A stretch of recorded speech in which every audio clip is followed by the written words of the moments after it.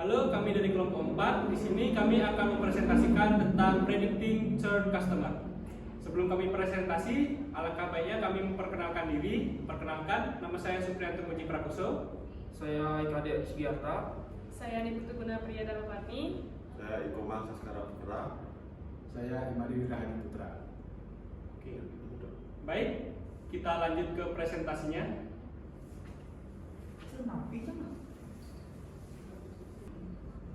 Baik, di sini yang pertama saya akan membahas dari abstraknya terlebih dahulu. Customer churn adalah istilah yang digunakan untuk menggambarkan hilangnya pelanggan dari suatu perusahaan yang dapat disebabkan oleh berbagai faktor seperti ketidakpuasan pelayanan, harga yang tidak kompetitif, atau penawaran yang lebih baik dari pesaing. Penelitian ini menggunakan Orange, sebuah platform data mining berbasis visualisasi untuk membangun model prediksi churn yang efektif. Lalu berikutnya ada overview dari UAS kami, ada pendahuluan, metodologi implementasi, hasil dan diskusi, kesimpulan, dan terima kasih. Lalu kita masuk ke pendahuluan. Customer churn, yaitu berartinya pelanggan menggunakan layanan perusahaan, merupakan tantangan besar yang dapat mempengaruhi pendapatan dan keberlanjutan bisnis. Churn terbagi menjadi sukarela, misalnya memilih layanan lain, dan tidak sukarela, misalnya ketidakmampuan membayar.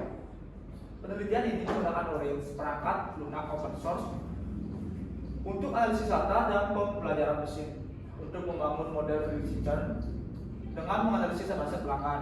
Penelitian ini bertujuan mengidentifikasi faktor utama penyebab churn dan menyediakan model prediktif yang dapat mendukung strategi bisnis untuk meningkatkan retensi pelanggan.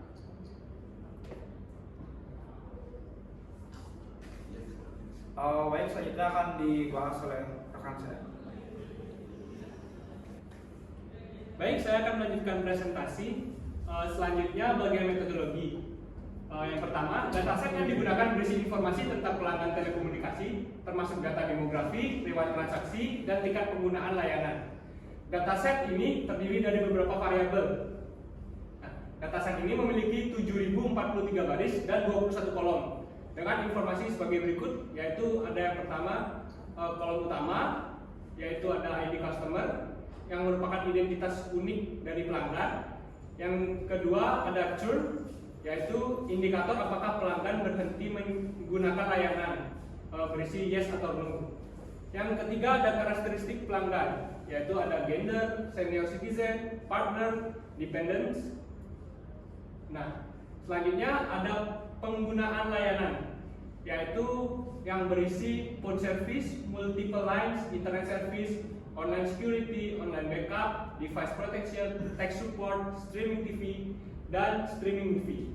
Yang terakhir ada kontrak dan pembayaran, di mana berisi kontrak, paperless billing, payment method, monthly charge, dan total charge.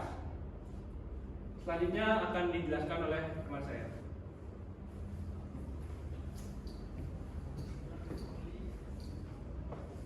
Baik, selanjutnya di sini ada masuk ke proses analisis. Yang pertama itu adalah prosesnya data dibersihkan dari nilai-nilai yang hilang dan tidak Baik, selanjutnya di sini masuk ke proses analisis. Yang pertama, data dibersihkan dari nilai-nilai yang hilang dan tidak konsisten. Variabel-variabel yang relevan dipilih untuk analisis lebih lanjut. Ada model prediksi dibangun menggunakan algoritma seperti decision tree, random forest, dan logistic regression yang tersedia di Orange. Selanjutnya ada Orange menyediakan widget visual seperti scatter plot, bar chart, dan box plot untuk memahami pola dalam data. Yang terakhir ada model dievaluasi menggunakan metrik seperti akurasi, precision, recall, dan F1 scores untuk menentukan performa terbaik. Selanjutnya masuk ke implementasi menggunakan Orange, akan dijelaskan oleh rekan saya.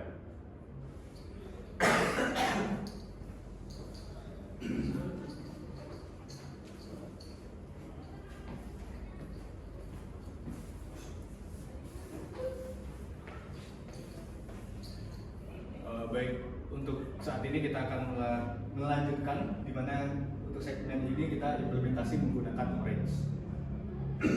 Yang pertama kita lakukan yaitu eksplorasi data, di mana data yang kita dapatkan dari pusat dataset atau kita menggunakan Kaggle di sini ya. Jadi kita import dulu menggunakan Orange. Selanjutnya setelah itu kita tambahkan untuk widget kolom dan input serta kita select kolom. Nah, di mana fungsi untuk select kolom ini adalah untuk memilih kolom-kolom mana saja yang akan kita gunakan. Nah, lalu selanjutnya ada tabel data untuk melihat data. Nah, lalu kita bagi jadi fitur statistik itu untuk kita melihat bagaimana statistik dari dataset yang kita gunakan. Selanjutnya ada correlation, di mana data-data yang apa saja yang berkorelasi di dalamnya. Selanjutnya ada distribution, tentang bagaimana struktur dari data tersebut. Untuk scatter plot itu untuk melihat data-data yang kita select. Selanjutnya ada box plot. Nah, ini untuk visualisasi dari selection data yang telah kita pilih sebelumnya. Oke. Pada tahap ini kita bisa lihat ya untuk analisis dataset yang digunakan itu bagaimana ada fitur stacks, correlation, distribution, scatter plot, dan juga box plot. Nah, eksplorasi dataset ini digunakan untuk IDA, adalah untuk pelanggan dari perusahaan yang kita gunakan yaitu telekomunikasi. Nah, data ini mencakup informasi demografi, penggunaan layanan, dan tentu saja dari kepuasan pelanggan itu sendiri. Visualisasi ini dapat membantu penulis untuk melihat pola dan tren yang berlaku pada dataset yang kita gunakan. Nah, selanjutnya kita lakukan pre-processing data. Nah, di mana pada tahap ini kita menggunakan widget file untuk memuat dataset yang telah kita punya sebelumnya. Selanjutnya kita select kolom untuk memilah-milah kolom-kolom mana saja yang kita gunakan, dan widget data pre-processing untuk mengenali data yang hilang. Nah, jika kita lihat di sini itu ada untuk select kolom, di mana dia akan membersihkan data. Nah, di mana kita menggunakan model based inputter atau simple tree random values, dan dia akan automatic remove instance with unknown values. Nah, jadi data-data yang tidak digunakan dan data-data yang kosong itu akan dihilangkan. Nah, selanjutnya kita gunakan seperti ini untuk penyeleksian data, di mana kita import terlebih dahulu, habis itu ada kita inputkan input, lalu ada data sampler. Nah, kita digunakan untuk membagi antara dataset untuk kita training dan juga untuk pengujiannya, di mana saya menggunakannya 70-30, di mana untuk 70% yang itu digunakan untuk data pengujian atau data training, lalu 30% itu untuk data uji. Nah, selanjutnya kita simpan datanya. Tapi kita di sini juga memilih untuk select kolom lagi untuk memastikan apakah benar data-data yang atau kolom-kolom yang kita gunakan itu sudah tepat. Nah, next. Nah, di sini selanjutnya kita data selection proses. Nah, pada tahap pemilihan data pada dataset pelanggan telekomunikasi itu kita memilih data yang dilakukan pada atribut. Nah, dengan menggunakan widget select kolom untuk memilih fitur mana yang akan digunakan untuk membangun dari sebuah model yang akan kita gunakan untuk memprediksi churn customer. Nah, pada gambar ini menunjukkan proses pemilihan data dari atribut pada 21 data, satu data atribut sebagai target, di mana targetnya itu churn. Selanjutnya kita akan lanjutkan ke pembangunan model, di mana kita di sini menggunakan widget logistic regression, di mana untuk membangun model prediksi awal. Nah, model lain juga seperti decision tree dan juga random forest juga diuji menggunakan widget test and score untuk membandingkan performanya. Jadi secara gambar kita bisa lihat, yang pertama kita import data-data CSV yang sudah kita save, yang sudah bersih. Nah, selanjutnya itu kita lakukan training model menggunakan logistic regression dan juga menggunakan random forest. Nah, selanjutnya baru kita lanjutkan dengan memprediksi apa perilaku data yang kita temukan untuk mentraining model yang akan kita buat. Nah, selanjutnya kita akan lanjutkan ke test and score, lalu ada untuk confusion matrix sebagai hasil akhir dari sebuah model yang telah kita uji. Next.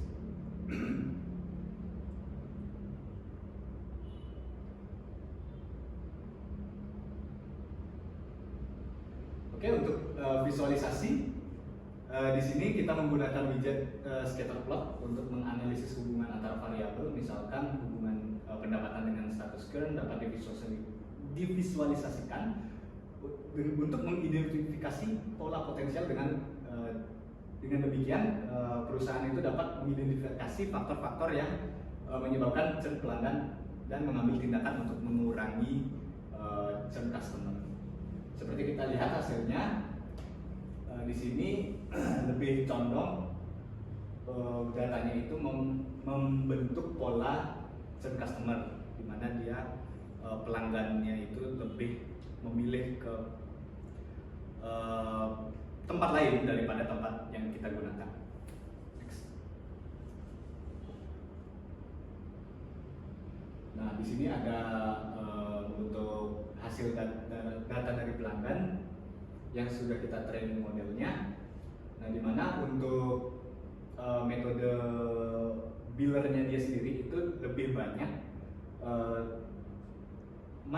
yang per bulan, month to month tagihannya. Untuk customernya itu dia mengidentifikasikan customer churn. Nah, selanjutnya itu untuk di mana dia customer churn-nya itu dia lebih besar tidak daripada ya, dengan datanya itu 5.000. Next. Oke, jadi untuk selanjutnya itu ada scatter plot-nya. Nah, gambar scatter plot ini menunjukkan bahwa biaya bulanan memiliki hubungan linear dengan total biaya seperti yang diharapkan. Nah, plot sebaran customer menunjukkan hubungan antara biaya bulanan dan customer churn, yang dimana ini menunjukkan bahwa ada hubungan positif di antara dua variabel ini, yang dimana semakin tinggi biaya bulanan maka semakin tinggi kemungkinan customer itu churn. Next.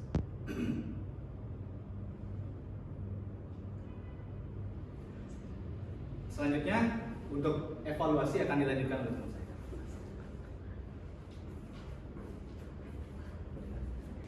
Oke, selanjutnya saya akan melanjutkan dari teman saya sebelumnya, di mana selanjutnya itu merupakan evaluasi.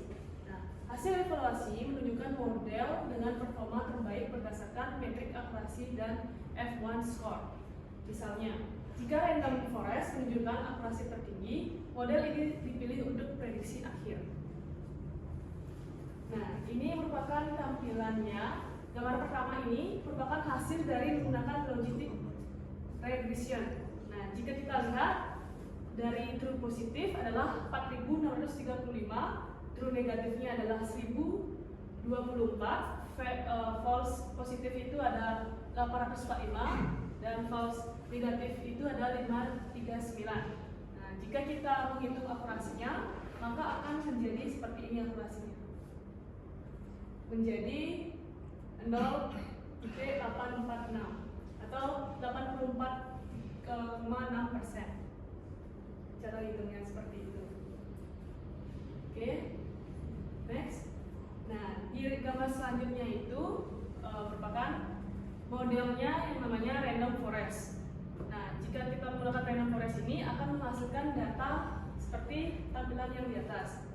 Ini merupakan true negatif atau TN, yang dimana nilainya itu adalah 4.571. False positif itu ada 603, false negatif itu ada 943, dan true positif itu ada 926.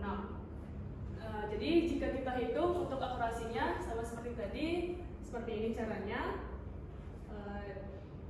dan menghasilkan 0,8290 atau 82,9%.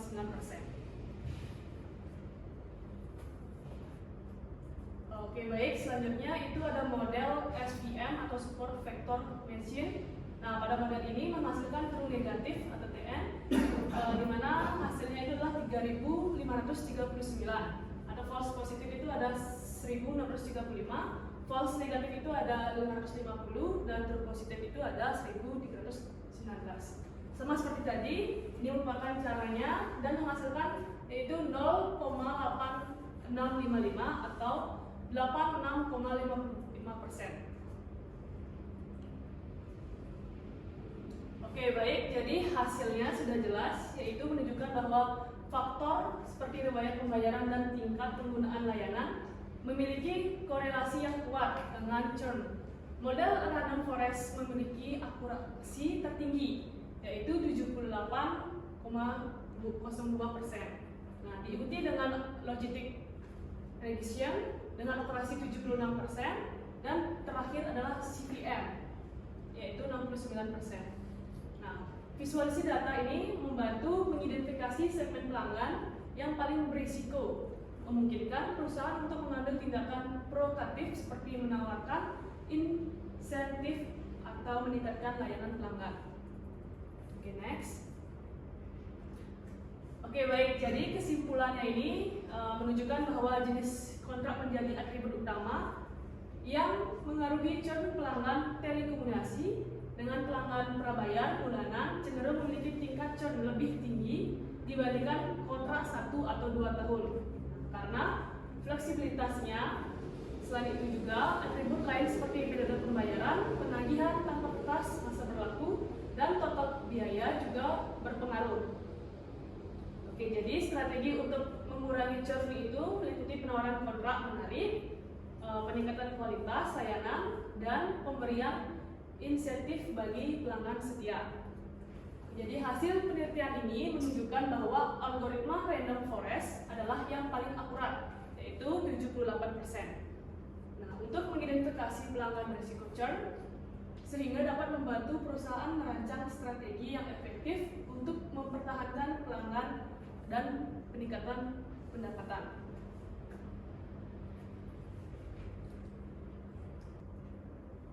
Baik, sekian presentasi dari kelompok kami. Jika ada kesalahan kata atau kurang pantas, mohon dimaafkan. Kami ucapkan terima kasih.